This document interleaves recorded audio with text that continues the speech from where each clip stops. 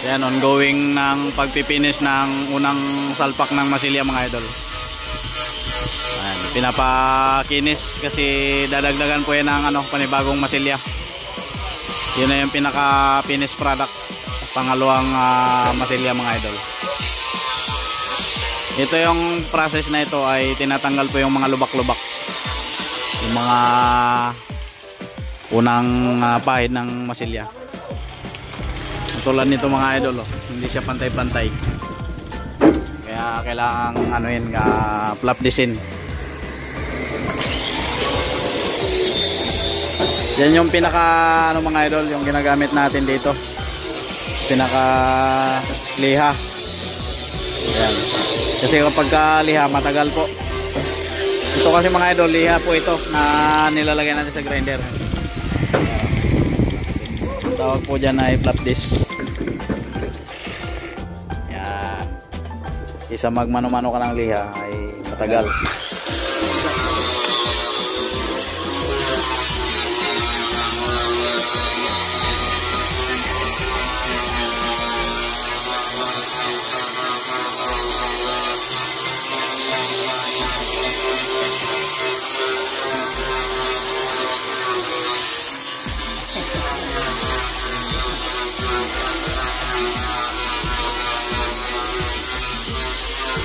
Ito yung part na nila mga idol. Nabaping ng flap disc. So hindi pa siya totally talaga na quality. Kaya kailangan pang patungan pa ng pangalawang masilya.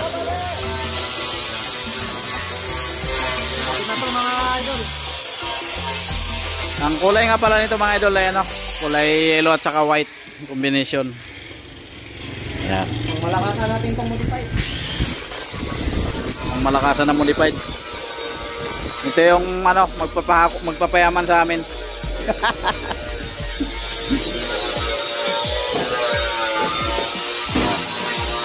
Sana nga maraming magpagawa para meron tayong pang bigas-bigas. Kung bili-bili mga idol ang ginamos, nagtsatsaga na lang tayo mga idol sa ginamos ang ulam.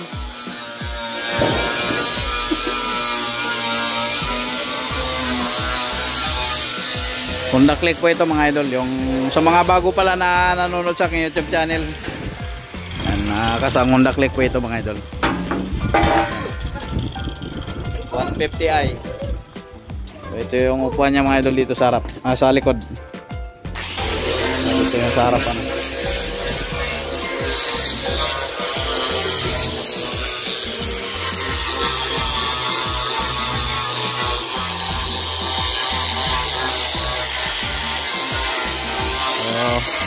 Abangan nyo mga idol yung pagpipintura nito, yung sunod na natin, susunod na gagawin pagpipintura.